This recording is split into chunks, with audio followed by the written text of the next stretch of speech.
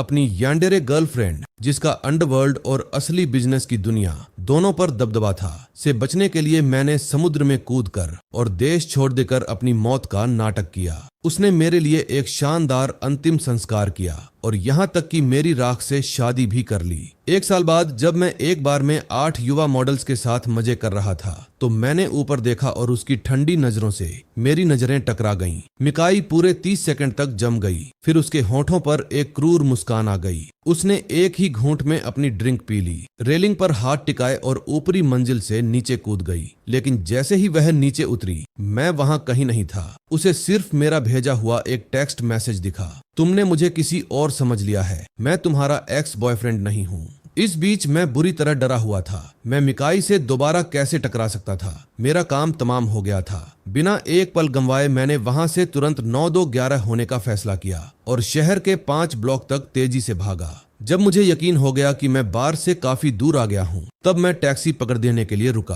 किस्मत से एक खाली कैब आकर रुकी। जैसे ही मैं उसमें बैठने वाला था, किसी ने मुझे पीछे से पकड़ लिया। मैं उसके परफ्यूम की खुशबू को अच्छी तरह पहचानता था। मैंने विरोध करने की हिम्मत नहीं की क्योंकि मैं जानता था कि वह कितनी सन की हो सकती है। मिकाई मुझे पास के होटल में खींच ले गई। कमरे के अंदर पहुंचते ही उसने दरवाजा बंद कर दिया और मुझे ठंडी नजरों से घूरने लगी। तुम किससे भाग रहे थे? मैंने हिलने की हिम्मत नहीं की, मैं बस थोड़ा हकलाया। जब मैं चुप रहा तो उसने पिस्तौल निकाली और उसकी बैरल मेरे माथे पर टिका दी। बोलो, अगर तुम मेरे ट्रिगर दबाने का इंतजार करोगे तो बहुत देर हो जाएगी। मैंने खुद को शांत करने की कोशिश की, हालांकि मेरी आवाज अभी भी कांप रही थी। मैं भाग नहीं रहा था, मैं बस घर जाना चाहता था। मेरे जवाब पर मिकाई हंस पड़ी, गुस्से भरी हंसी, और उसने मुझे अपनी लाल आंखों से घूरा। तुम्हें पता है मुझसे झूठ बोलने का क्या नतीजा होता है? मैं तुमसे एक बार और पूछती हूँ, तुमने मुझसे ब्रेकअप क्यों किया? ब्रेकअप? मैंने उसकी तरफ देखा और कहा, जो चिट्ठी मैंने 1 साल पहले छोड़ी थी उसमें सब साफ साफ लिखा था। मैं तुम्हारी बेमतलब की हत्याओं को बर्दाश्त नहीं कर सकता था। जब तक मेरे आसपास के सभी लोग मर नहीं जाते तब तक तुम्हें चैन नहीं मिलता। हमारा ब्रेकअप बहुत पहले हो चुका है, बस मुझे जाने दो। यह कहते हुए बंदूक पकड़े हुए मेरा हाथ थोड़ा कांपा। वह गुस्से में चिल्लाई, जी युआन, किसने कहा कि मैं ब्रेकअप के लिए राजी थी? अगर तुमने दोबारा ब्रेकअप शब्द कहा तो कसम से मैं अभी तुम्हारा सिर उड़ा दूंगी। मैंने सिर हिलाया। मुझे तुम्हारी बात पर यकीन है, भला मैं कैसे यकीन न करूं? यह देखकर कि मैंने वैसी बातें कहना बंद कर दिया है जो वह सुनना नहीं चाहती थी, उसके अंदर का गुस्सा थोड़ा कम हो गया। तभी वह मुड़ी। मौके का फायदा उठाते हुए मैं तेजी से उसके पास से गुजरा और दरवाजे की तरफ भागा। मैं दरवाजा खोलने ही वाला था कि धड़ाम, मेरे कान के ठीक पास एक गोली चली, जिससे मैं लगभग बहरा हो गया। दरवाजे में बने छेद ने मुझे याद दिलाया कि यह कोई वहम नहीं था। मिकाई पागल थी, वह सच में ट्रिगर दबाने को तैयार थी। मेरे पैर कांपने लगे और मैं जमीन पर गिर पड़ा। वह लंबी औरत मेरे पीछे आई। मेरी बुरी हालत को देखकर वह मुस्कुराई और पूछा, तुम्हें क्या लगता है कौन ज्यादा तेज है, तुम्हारा भागना या मेरी बंदूक? मैं इस मानसिक प्रताड़ना को और नहीं सह सकता था। चाहे कुछ भी हो, मैं इस पागल औरत के साथ फंसा नहीं रह सकता था, वरना मैं कभी उससे बच नहीं पाऊंगा। भाड़ में जाए सब। मैंने हिम्मत जुटाई, उठा और निडर होकर मिकाई की तरफ देखा। या तो मुझे मार डालो या मुझे जाने दो। उस बात ने उसे भड़का दिया। उसके ठंडे खूबसूरत चेहरे पर कातिलाना भाव आ गया और उसने जोर से दांत पीसे। ठीक है, मैं तुम्हें अभी मार डालती हूँ। स्लैश। उसने जैसे ही बात खत्म की, उसने अपनी पूरी ताकत लगाकर मुझे बिस्तर पर दबा दिया। उस रात देर गए। मिकाई सोफे पर बैठी थी और मेरे ख्यालों में पुरानी बातें घूमने लगीं। मिकाई बूढ़े मी की बेटी थी जो उनके 60 साल की उम्र में पैदा हुई थी। उसे बचपन से ही बहुत प्यार मिला, लेकिन उसने कम उम्र में ही असाधारण हुनर भी दिखाया। उसने 3 साल की उम्र में बंदूक चलाना सीखा। 6 साल की उम्र में ट्रेनिंग के लिए देश एन भेजा गया। 8 साल की उम्र में शार्प शूटर बन गई। लगातार अंडरवर्ल्ड में काम करती रही और 14 साल की उम्र तक देश एन में सत्ता अपने हाथ में ले ली। स्लैश। वह मुझसे 2 साल पहले मिली थी। उस समय वह एक विरोधी गुट के लीडर का पीछा कर रही थी। कई लोगों को मारने के बाद वह एक गली में दीवार से सटकर खड़ी थी और अपने साथियों का इंतजार कर रही थी। तभी मैं, जो अभी अभी बड़ा हुआ था, भी भाग रहा था और मेरा पीछा किया जा रहा था। मिकाई की तरफ देखे बिना ही मैं सीधे कूड़ेदान में कूद गया और अंदर से ढक्कन बंद कर लिया। देशेफ के यहाँ 5 हट्टे कट्टे आदमी पीछा करते हुए आए और टूटी फूटी अंग्रेजी में मिकाई से पूछा, क्या तुमने किसी लड़के को देखा? मिकाई दीवार से सटकर खड़ी रही, अपने जूतों के खून से सने अगले हिस्से को देखती रही और उन लोगों की तरफ ध्यान तक नहीं दिया। उन हट्टे कट्टे आदमियों ने गली में तलाशी ली और आखिरकार कूड़ेदान के सामने रुके। उसे लात मारने के बाद वे पांचों खुश हो गए। उस ग्रुप के सबसे आक्रामक आदमी ने कूड़ेदान खोला, मुझे बाहर खींचा और मुझे ले जाने की तैयारी करने लगा। बुरी तरह कांपते हुए मैंने अचानक मिकाई की तरफ देखा और चीनी भाषा में उससे किसी को खोजने में मदद करने की गुहार लगाई। मिकाई ने बेपरवाही से जवाब दिया, तुम्हारी मदद करूं? मैं घाटे का सौदा नहीं करती। मैंने अपना होंठ काटा और कहा, अगर तुम मेरी मदद करोगी तो मैं तुम्हारी हर बात मानूंगी। डील पक्की। मिकाई मुस्कुराई। सच तो यह था कि उसने मुझे पहली बार देखते ही मुझे बचाने का फैसला कर लिया था। उसने तेजी से अपनी पिस्तौल निकाली और उस हट्टे कट्टे आदमी की भौहों के बीच सीधे गोली मार दी। बैंग। खून मेरे पूरे चेहरे पर फैल गया। उस पर ध्यान न देते हुए मैं लड़खड़ाता हुआ मिकाई की तरफ बढ़ा। बाकी चार आदमी अचानक हरकत में आए और गोली चलाने के लिए अपनी बंदूकें उठाईं। मिकाई ने एक के बाद एक 4 गोलियां चलाईं। बैंग बैंग बैंग बैंग और चारों लाशें एक एक करके जमीन पर गिर पड़ीं।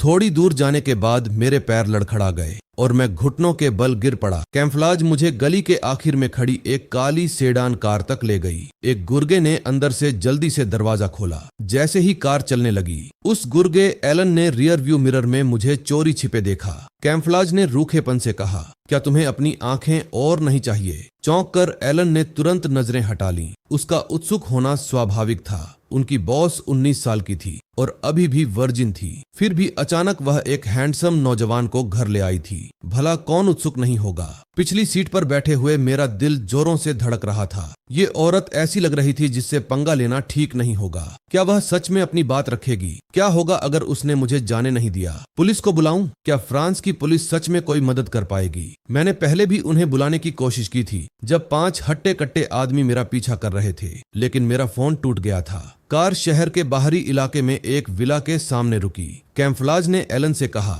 दफा हो जाओ, अगले कुछ दिनों तक मुझे ढूंढने मत आना। एलन एक पल के लिए हैरान रह गया, फिर उसे बात समझ आई। बॉस, क्या आप आखिरकार अपना व्रत तोड़ने जा रही हैं? लेकिन कुछ दिन का मतलब कितने दिन था? विला के अंदर कैम्फलाज मुझे बेडरूम में ले गई। बाथरूम में खुद नहा लो या चाहती हो कि मैं मदद करूं? मैं खुद नहा लूंगा। घबराहट से मेरी आवाज कांप रही थी। कैम्फलाज ने सिर हिलाया, दरवाजा बंद किया और बगल के कमरे में जल्दी से नहाने चली गई। वह ज्यादा दूर जाने की हिम्मत नहीं कर रही थी। उसे डर था कि मैं भाग न जाऊं। अगर मैंने भागने की हिम्मत की तो वह जबरदस्ती करने से भी पीछे नहीं हटती। मैंने बाथरूम में कोई गड़बड़ नहीं की। मुझे एहसास हो गया था कि यह जगह बहुत दूर दराज इलाके में थी। वहां से भागने का कोई रास्ता नहीं था। अगर मैं विला से बाहर निकल भी जाता तो जल्दी ही पकड़ा जाता। और उससे भी बुरी बात यह थी कि उसके पास बंदूक थी। उसे भड़काने और अपनी जान गंवाने के बजाय अभी उसकी बात मान लेना ही बेहतर था। मैं उसके लापरवाह होने का इंतजार करता और फिर भागने का मौका ढूंढता।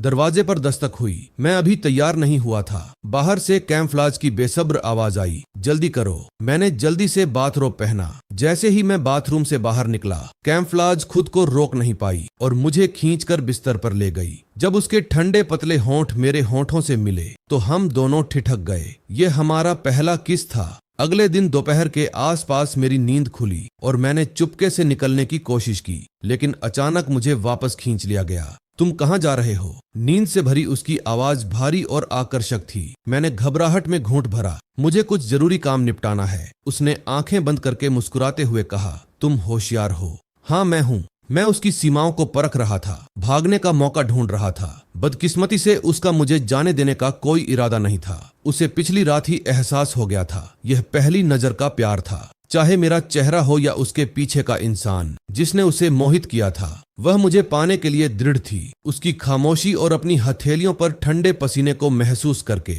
मुझे पता चल गया कि वह मुझे जाने देने के मूड में नहीं है। अचानक उसने आंखें खोलीं और मेरी ओर देखा। पहले मुझे अपना नाम बताओ। खुद को थोड़ा शांत करते हुए मैंने ईमानदारी से जवाब दिया, जी युआन। मेरा नाम सुनते ही वह उठकर बैठ गई और उसे बार बार दोहराने लगी, मानो उन 3 अक्षरों को अपनी हड्डियों में बसा लेना चाहती हो। हर बार दोहराने पर मेरा दिल और डूबता गया। यह साफ था कि वह मुझे अपने पास कैद रखना चाहती थी। वह बिस्तर से उठी, कपड़े पहने और मेरी ओर मुड़ी। नाइट स्टैंड पर रखे कपड़े नए हैं, उन्हें पहनो, नीचे आओ और नाश्ता करो, फिर मैं तुम्हें वापस छोड़ दूंगी। इसके बाद उसने दरवाजा खोला और नीचे चली गई। उसके जाते ही मैंने राहत की सांस ली और कपड़े पहन लिए। नीचे मैंने उसे किचन में अंडे तलते हुए देखा। मैं डाइनिंग टेबल पर बैठ गया और मेरे दिमाग में स्कूल लौटते ही घर के लिए प्लेन का टिकट खरीदने के प्लान चल रहे थे। तभी वह दूध और नाश्ता लेकर आई। खा लो। मैंने चुपचाप खाना खाया और देखा कि उसने अपने खाने को हाथ भी नहीं लगाया था। मैं पूछना तो चाहता था लेकिन रुक गया। खाना खाना बहुत मुश्किल हो रहा था। जब कोई आपको उस तरह घूर रहा हो तो कुछ भी निगलना मुश्किल होता है, लेकिन मैंने फिर भी खाना खत्म किया। वह उठी और चली गई। ऐसा नहीं था कि मैंने उसका इंतजार नहीं किया। बात यह थी कि मुझे पता था कि वह मुझसे बहुत डरी हुई थी। इतनी डरी हुई कि एक कदम और पास आने पर शायद वह बेहोश हो जाती। वह जितना इस बारे में सोचती उतनी ही परेशान होती जाती। अपनी पूरी जिंदगी में वह कभी ऐसे आदमी से नहीं मिली थी जिसने उसे इतनी सख्ती से ठुकराया हो। मैं पहला इंसान था। पूरे रास्ते में चुप रहा। मीकाई के चेहरे पर गंभीर भाव थे,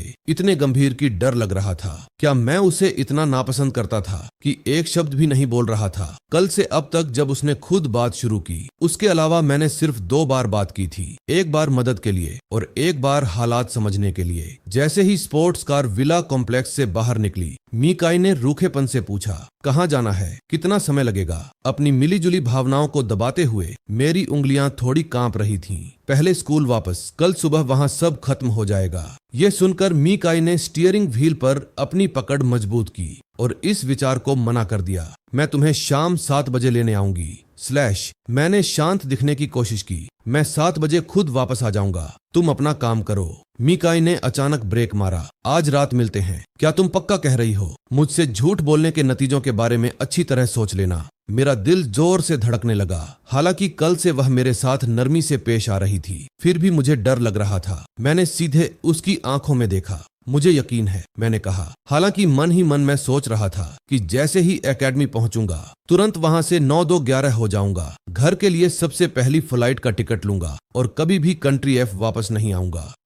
मीकाई ने मुझे एक गहरी नजर से देखा और फिर चुपचाप कार स्टार्ट कर दी। स्कूल गेट तक पहुंचने तक हम में से किसी ने कुछ नहीं कहा। जाने पहचाने कैंपस को देखते हुए मैंने अपनी खुशी को दबाने की कोशिश की। क्या मैं अब जा सकती थी? मीकाई मुझे ध्यान से देख रही थी। क्या सच में अब कुछ कहने को नहीं बचा था? मुझे पता था कि वह किस बात का इंतजार कर रही थी, कि मैं मान लूं कि मेरा भागने का प्लान था। कल मैं इसीलिए नहीं भाग पाया था क्योंकि मुझे मौका नहीं मिला था, लेकिन आज मुझे यह मौका भुनाना था और यहाँ से 9-2-11 होना था। मैंने उसे देखकर मुस्कुराते हुए कहा, मैं तुम्हें आज रात बताऊंगी। मीकाई ने अपना चेहरा दूसरी तरफ घुमाया और हल्का सा सिर हिलाया। इजाजत मिलते ही मैं खुशी से उछल पड़ा। मैंने कार का दरवाजा खोला और शांत दिखने का नाटक करते हुए उस खतरनाक औरत से दूर कदम बढ़ाने लगा। जैसे ही मैं स्कूल गेट के पास पहुंचा, पीछे से एक आवाज आई जिससे मुझे मुड़ना पड़ा। सड़क के उस पार मीकाई स्पोर्ट्स कार के सहारे खड़ी थी। उसकी आवाज साफ सुनाई दे रही थी, जे युआन, मेरा नाम मीकाई है। वह मुझे देखकर मुस्कुराई,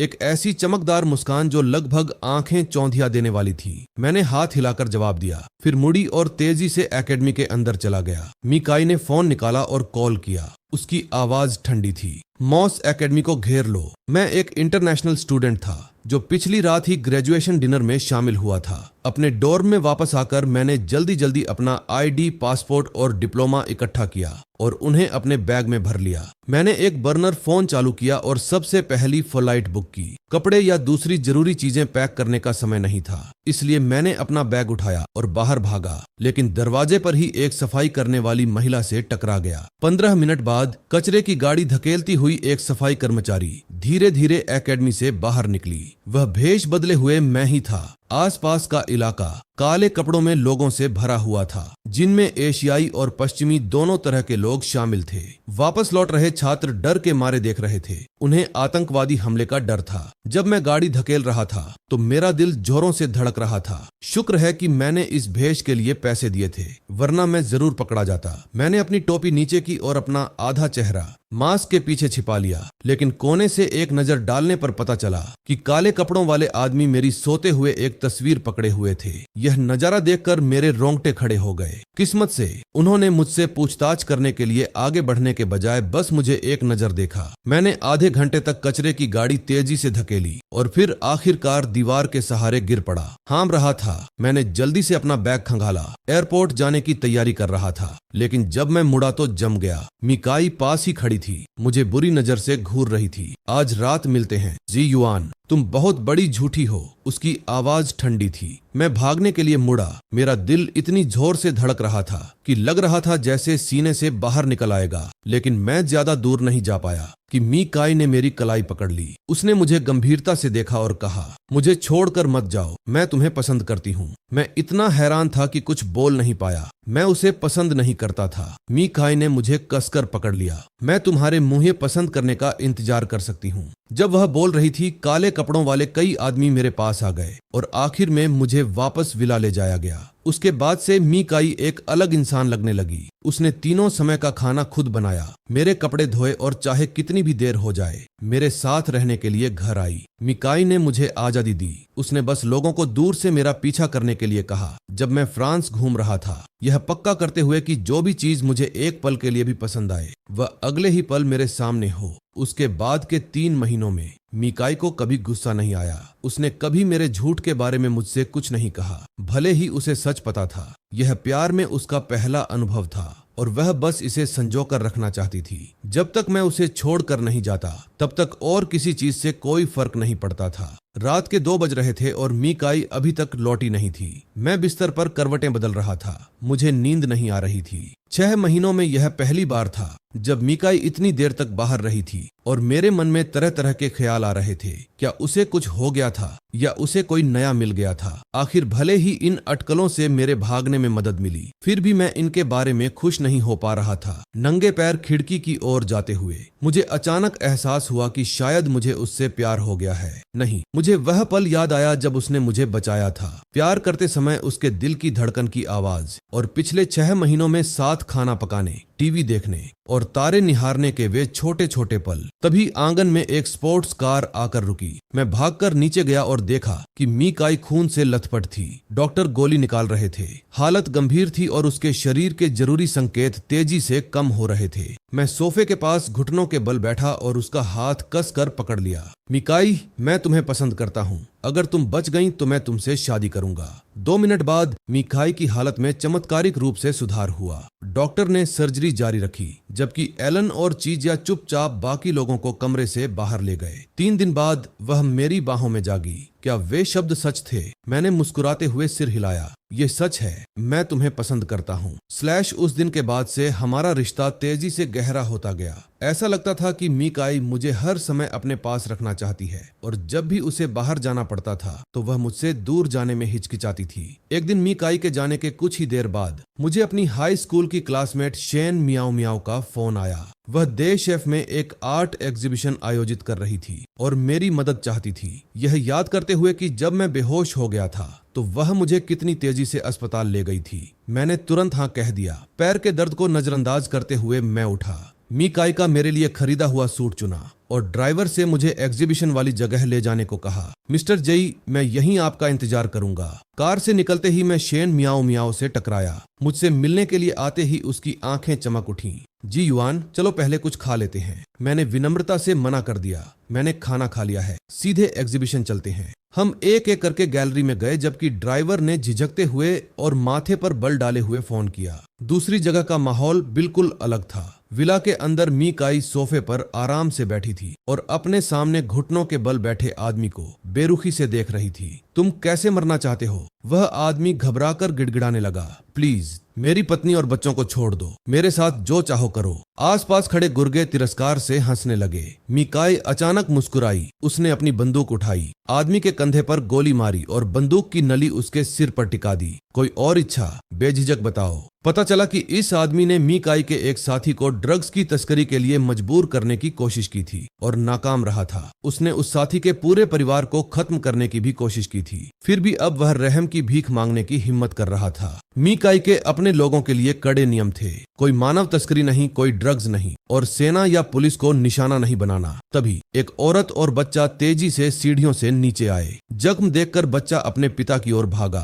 2 गोलियां चलीं और माँ बच्चा खून से लथपथ होकर गिर पड़े। उस आदमी का मुंह दर्द और सदमे से खुला रह गया, पर आवाज नहीं निकली। मीकाई खड़ी हुई और पास खड़े एक गुर्गे से कहा, इसे इतनी जल्दी मत मरने देना, और वहां से चली गई। जैसे ही वह अपनी कार में बैठी, उसके ड्राइवर का फोन आया। कॉलर आईडी देखकर मीकाई की उंगलियां थोड़ी कांप गईं। फोन के बाद मीकाई की आंखें गुस्से और तनाव से लाल हो गई थीं। उधर आर्ट स्टूडियो में मैंने समय देखा। सीनियर, मैं अब वापस जा रहा हूँ। पेंटिंग में जो सुधार करने हैं वह घर पर कर लूंगा। शेन मियाओ मियाओ ने घड़ी की तरफ देखा। बाद में डिनर करोगे? मैंने मना करते हुए हाथ हिलाया। जरूरत नहीं है, मुझे भूख नहीं है। शेन मियाओ मियाओ ने हार न मानते हुए और पूछा, क्या तुम्हारी कोई गर्लफ्रेंड है? मैंने सिर हिलाया। हाँ थी। मेरे साफ साफ जवाब से शेन मियाओ मियाओ को गुस्सा और निराशा दोनों महसूस हुए। वह हाई स्कूल के समय से ही मुझे पसंद करती थी, लेकिन कभी हिम्मत नहीं जुटा पाई, क्योंकि उसे डर था कि कहीं हम दोस्त भी न रह पाएं। पिछले 3 सालों में उसने मुझसे संपर्क बनाए रखने की कोशिश की, लेकिन उसे हमेशा बेरुखी ही मिली। जब उसने आखिरकार मुझे पाने की हिम्मत जुटाई तो उसे पता चला कि मेरी पहले से ही एक गर्लफ्रेंड है। शेन मियाओ मियाओ को वहीं हैरान परेशान छोड़ते हुए मैं बिना पीछे मुड़े चला गया। उसकी नजर इतनी गहरी थी कि मुझ जैसा बेपरवाह इंसान भी उसे महसूस कर सकता था। मैं किसी और से संदेश भिजवा दूंगा, अब हम दोबारा नहीं मिलेंगे। शेन मियाओ मियाओ मेरे पीछे आई। जीवान, मैं तुम्हें बाहर तक छोड़ने आती हूँ। यह सुनकर मैं और तेजी से चलने लगा। ड्राइवर की कार देखकर मैं दौड़ने लगा, लेकिन फिसलकर लगभग गिर ही गया। शेन मियाओ मियाओ ने मुझे संभालने के लिए हाथ बढ़ाया, लेकिन मैंने जल्दी से खुद को पीछे खींच लिया। धन्यवाद सीनियर। तभी गोली चलने की आवाज आई। बैंग और शेन मियाओ मियाओ के हाथ से खून बहने लगा। दर्द के कारण उसके माथे पर ठंडे पसीने की बूंदें आ गईं। फिर भी उसने दांत भींचे रखे और कोई आवाज नहीं निकाली। मैंने उसे सुरक्षित जगह पर खींचने की कोशिश की, लेकिन अगले ही पल मैं एक जानी पहचानी बाहों में खींच गया। ऊपर देखा तो पाया कि मीकाई ने पिस्तौल पकड़ रखी थी और वह लगातार 5 और गोलियां चला रही थी। मीकाई, गोली चलाना बंद करो, मैंने कांपते हुए कहा और बंदूक पकड़ ली। उस गुस्से से भरी महिला ने ठंडे लहजे में कहा, एक तरफ हटो, मैं उसका हाथ बेकार कर दूंगी। मैंने जल्दी से उसे शांत करने की कोशिश की। चलो घर चलते हैं। ठीक है, अभी। मिकाई ने अपना गुस्सा दबाया। बंदूक नीचे की ओर मुझे स्पोर्ट्स कार की ओर खींच ले गई। ख्याल से भरे और खून से सने हाथों के साथ शेन मियाओ मियाओ चिल्लाई, जे युआन, वह तुम्हारे लायक नहीं है, वह एक शैतान है। मिकाई दोबारा गोली चलाने के लिए मुड़ी, लेकिन मैंने सही समय पर उसे धक्का दे दिया, जिससे गोली निशाने से चूक गई। उसने मेरी कलाई खींची और मुझे स्पोर्ट्स कार में धकेल दिया। इंजन की गड़गड़ाहट के बीच कार तेजी से विला की ओर लौट गई। तुमने उसे क्यों बचाया? मिकाई ने गुस्से में पूछा। उसकी आंखें लाल थीं और वह मुझे घूर रही थी। उसने तो बस मुझे संभाला था और तुम उसका हाथ बेकार करना चाहती थी, यहाँ तक कि उसे मार भी डालना चाहती थी। क्या तुम्हारा दिमाग खराब हो गया है? मिकाई का चेहरा सख्त हो गया। जो कोई भी मेरे आदमी को छूने की हिम्मत करेगा, उसे मरना ही होगा। मैं उसे अभी खत्म कर दूंगी। उसने अपना फोन निकाला। यह देखकर मैं बालकनी की ओर भागा, कूदने के लिए तैयार। मिकाई ने जल्दी से मुझे पकड़ लिया। उसकी आवाज कांप रही थी। नहीं, क्या वह सच में इतना जरूरी है कि तुम उसके लिए अपनी जान जोखिम में डालो? मैंने सिर हिलाया। मैं किसी बेगुनाह की जान जाते हुए नहीं देख सकती। मैंने वादा किया कि मैं उससे दोबारा कभी नहीं मिलूंगी। मिकाई चुपचाप चली गई। उस रात तेज बुखार के कारण मैं कोमा में चला गया। जब होश आने पर डॉक्टर मुझे इमरजेंसी रूम से बाहर लाए तो मिकाई लड़खड़ाती हुई आगे बढ़ी और मेरा हाथ कसकर पकड़ लिया। छोड़ने को तैयार नहीं थी। अगली सुबह जैसे ही मैंने आंखें खोली, मैंने मिकाई की लाल आंखें देखी। वह भारी आवाज में बोली, क्या तुम्हें अभी भी दर्द हो रहा है? क्या मैं डॉक्टर को बुलाऊं? क्या तुम्हें भूख लगी है, प्यास लगी है? मैंने धीरे से उसका हाथ पकड़ा। तुमने एक साथ इतने सारे सवाल पूछ लिए, मुझे नहीं पता कि पहले किसका जवाब दूं। मिकाई ने अपना सिर झुका लिया। मैं गलत थी, मुझे माफ कर दो। मुझे पता था कि वह पहले हुई घटना के लिए माफी मांग रही थी, लेकिन वह माफी मेरे लिए नहीं थी। शेन मियाओ मियाओ ने तो बस मुझे संभाला था, फिर भी मिकाई ने उसे 6 गोलियां मारी थीं। वह माफी शेन मियाओ मियाओ के लिए होनी चाहिए थी। कमरे में सन्नाटा छा गया जब तक कि डॉक्टर राउंड के लिए नहीं आए। मिकाई खड़ी हुई और चली गई। हॉलवे में एलन खाना लेकर आ रहा था। दूर से अपनी बॉस को अकेला खड़ा देखकर उसे दुख हुआ। बॉस, अगर आप किसी को पसंद करती हैं तो आपको उनका सम्मान करना आना चाहिए। उसने खाने का डिब्बा रखा और चुपचाप चला गया। मीका जी वहीं खड़ी रही। उसे लॉजिक समझ आ गया था, लेकिन जब बात मुझ पर आती तो वह खुद पर काबू नहीं रख पाती थी। उसने खाने का डिब्बा उठाया और कमरे में वापस चली गई। अगले दिन दोपहर में जब मीकाई डिस्चार्ज के कागजात का काम निपटाने के लिए बाहर गई थी, शेन मियाओ मियाओ ने दरवाजा खोला और अंदर आ गई। उसके बाएं हाथ पर पट्टी बंधी थी, लेकिन उसका चेहरा पहले से कहीं बेहतर लग रहा था। जैसे ही वह अंदर आई, मैंने हैरानी से उसे देखा और जल्दी से उठकर बैठ गया। सीनियर, आप यहाँ कैसे? मुझे माफ करना, आपको जल्दी चले जाना चाहिए। मेरी गर्लफ्रेंड किसी भी पल वापस आ सकती है। शेन मियाओ मियाओ को जोरदार दर्द महसूस हुआ। उसने फीकी मुस्कान के साथ कहा, माफी मांगने की जरूरत नहीं है, मैंने कभी तुम्हें दोष नहीं दिया। उसने मुझे गौर से देखा। जे युआन, मैं तुम्हें पसंद करती हूँ। क्या तुम सच में मुझे जरा भी पसंद नहीं करते?